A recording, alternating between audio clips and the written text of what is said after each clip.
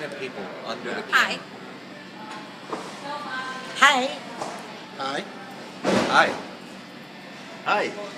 Hi. Hello, my name is Kimberly Wright. I just want to thank you for showing up to my speech today. It's about persuasion.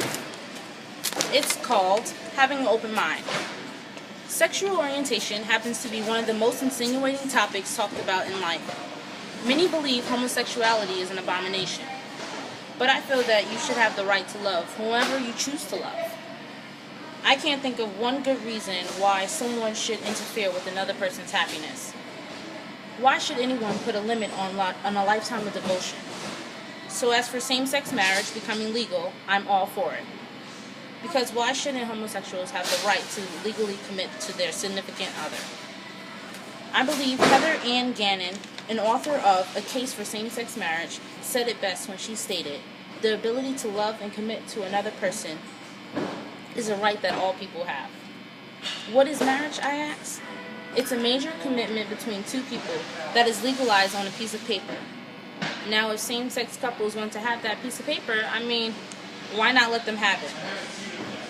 To me, same-sex relationships last just as much as heterosexual relationships. I don't understand how people who are not in love and only married for the money, the fame, and all that good stuff are allowed to get married, but same-sex couples who are deep in love are deprived of that right. One of the main assumptions why same-sex marriage is looked down upon is because it doesn't agree with the Bible. Many religious people agree with the Bible where it states that homosexuality is a sin before God. Located in the Old Testament, there are a few stories that talks about homosexuality. One of the most known stories will have to be about Lot and his wife. God's angels told Lot to gather his family and flee the city of Sodom and Gomorrah without looking back. Because homosexuality was spreading, God was going to destroy that city. Unfortunately, Lot's wife looked back. She was then turned into a pillar of salt. The Bible also states that homosexuality is a sin before God. But there are also many sins like murder, adultery, theft, lying, and having many gods. So if all those are sins too, then why shouldn't killers, cheaters, thieves, liars, and idol worshippers be denied the right to get married as well? Another outlook on why same-sex marriage should not be legalized would have to be the fact that they cannot conceive children. A child is conceived by a man and a woman, not by a man or in another man, or not by a woman and another woman. Society brings into play adoption. Now, who's to say that homosexuals can't be great parents?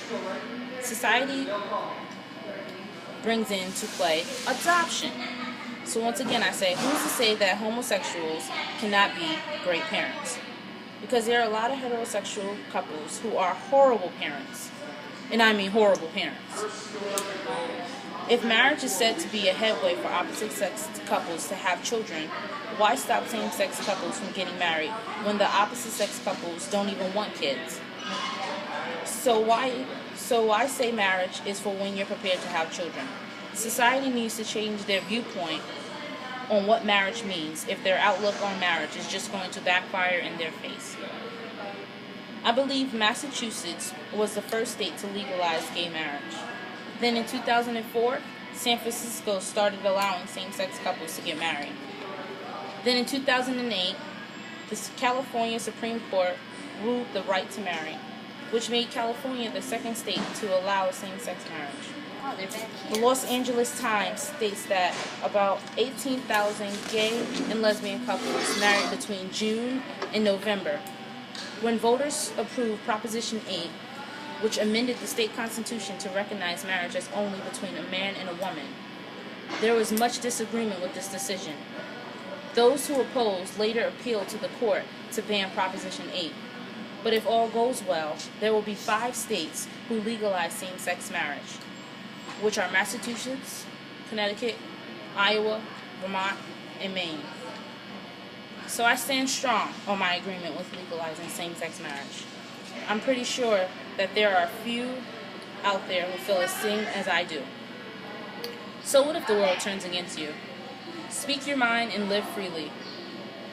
And remember, Just because you support same-sex marriage, it does not make you gay.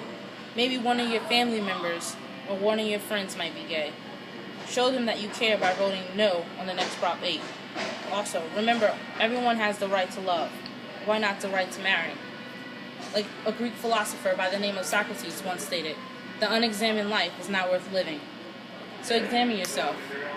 Find out who you are. How can you love anyone else without examining yourself? Thank you for listening to my speech.